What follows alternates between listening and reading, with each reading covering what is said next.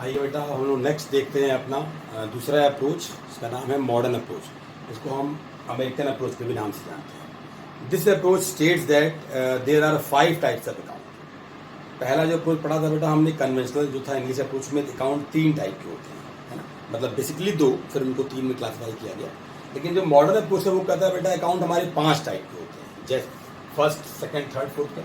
First हमारा asset account, second liability account, third capital account, fourth revenue and profits account, और fifth है हमारा बेटा expenses and losses account. Total 5 type के account होते हैं अकॉर्डिंग टू मॉडर्न और American approach. Asset, liability, capital, revenue, profits, revenue और income, profit, और एक्सपेंसेस एंड लॉसेज अकाउंट। ठीक है, एकदम ये सिंपल कॉन्सेप्ट, इसमें कोई सिंपल सा रूल है, बस ये बताता है कि आइदर अकाउंट इंक्रीजेज और डिक्रीजेज, या तो कोई अकाउंट बढ़ता है या तो घटता है, उसी के अकॉर्डिंग उसको आपको डेबिट और क्रेडिट करना होता है। बस ध्यान देना है, उसको समझना है बेटा, सिंपल सा कॉन्सेप्ट है। क्या करता है, पहला एसेट।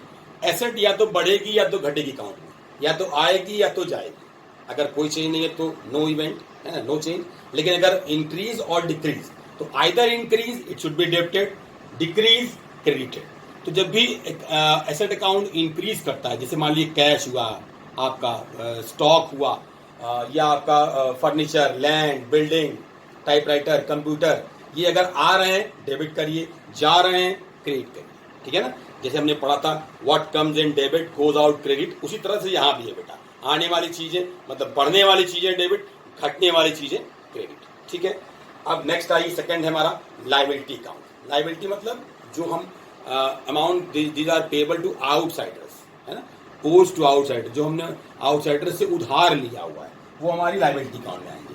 तो ये जस्ट रिवर्स चलता है इसका बेटा। जब भी ये बढ़ेंगी liability whenever increases credited, decreases debited. तो जब भी ये बढ़ेंगी क्रेडिट होंगी, घटेंगी तो डेबिट होंगी। जस्ट रिवर्स है इसका अप्रोच। ठीक है, तीसरा बेटा हमारा capital. Liability and capital behave same, identical, ये दोनों सेम बिहेव करते हैं। ये एक्सटर्नल इक्विटी का पार्ट होता है, ये इंटरनल इक्विटी का पार्ट होता है। तो कैपिटल का भी ट्रीटमेंट लाइबिलिटी की तरह ही है। Whenever capital increases credited, decreases debited. Capital जब भी बढ़ेगा बेटा क्रेडिट किया जाएगा, घटेगा डेबिट किया जाएगा। ठीक है, तो इसका अप्रोच जो है लाइबिलिटी से, लाइबिलिटी और कैपिटल का अप्रोच सिमिलर है, और जबकि एसेट का इन दोनों से रिवर्स है, अलग है पूरी तरह से। अब आइए नेक्स्ट टू, अगला है बेटा हमारा फोर्थ जो है हमारा रिवेन्यू और प्रॉफिट अकाउंट। ये क्या करता है, रिवेन्यू और प्रॉफिट भी बढ़ेंगी या घटेंगी। बढ़ना सेंस मतलब आपने कोई अगर रिवेन्यू अर्न कर ली, प्रॉफिट आपको अर्न हो गया, अर्न मतलब इंक्रीज होना, ठीक है, तो वो क्रेडिट किया जाएगा बेटा, और उसका रिवर्स जो होगा डिक्रीज किया जाएगा, डेबिट किया जाएगा। ठीक है ना, डिक्रीज होने पे डेबिट, इंक्रीज होने पे क्रेडिट। तो कोई भी इनकम आप जनरेट करते हैं, आप अर्न कर चुके हैं, तो आपकी इनकम बन चुकी है, दैट शुड बी क्रेडिटेड।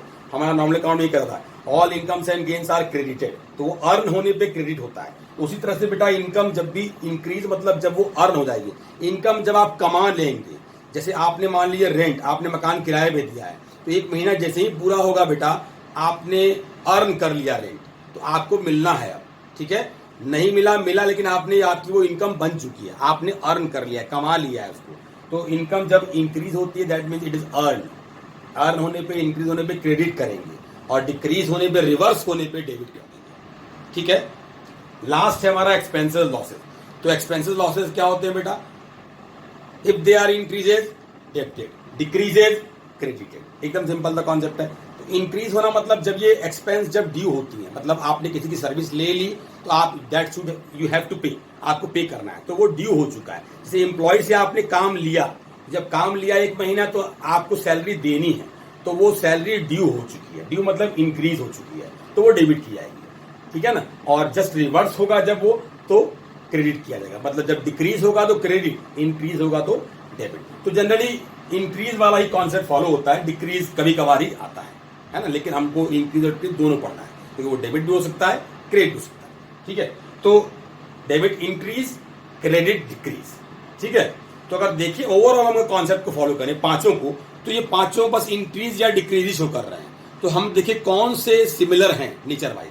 तो हम अगर देखें बेटा पाएंगे फर्स्ट एंड फिफ्थ, पहला और पांचवा का नेचर सेम है, मतलब ये जब भी बढ़ेंगे डेबिट, घटेंगे क्रेडिट। फाइंड फॉलो करिए, एसेट और एक्सपेंसिव लॉसेस का अप्रोच सेम चलता है। जब भी ये दोनों बढ़ेंगे बेटा डेबिट किए जाएंगे, घटेंगे बेटा क्रेडिट किए जाएंगे। ध्यान दे रहे हैं आप लोग, ठीक है।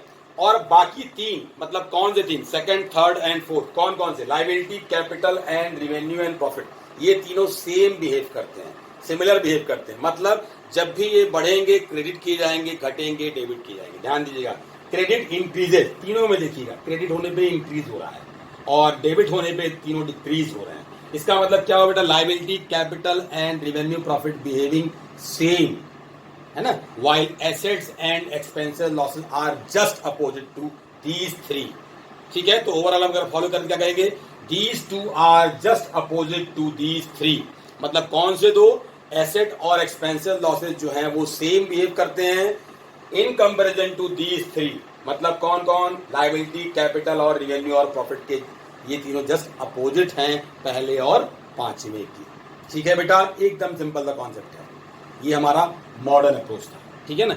इसी अप्रोच पे जनरली हम लोग अकाउंटिंग क्वेश्चन फॉलो करते हैं और जर्नल भी लगा सकते हैं, जर्नल भी लगा सकते हैं और अकाउंटिंग क्वेश्चन भी। तो हमारे दो अप्रोच हैं और अब हमको ये दोनों अप्रोच, चाहे वो मॉडर्न हो या इसके पहले वाला बेटा कन्वेंशनल अप्रोच हो, इंग्लिश अप्रोच, ये दोनों अप्रोच हमारे अच्छे से तैयार होने चाहिए। जब ये दोनों अप्रोच अच्छे से तैयार होंगे तो हम जर्नल को अच्छे से लगा सकेंगे, मतलब कोई कंफ्यूजन नहीं होगी। कहीं कोई कंफ्यूजन होगी तो हम किसी भी अप्रोच को अप्लाई कर सकते हैं एज द केस में भी, ठीक है ना।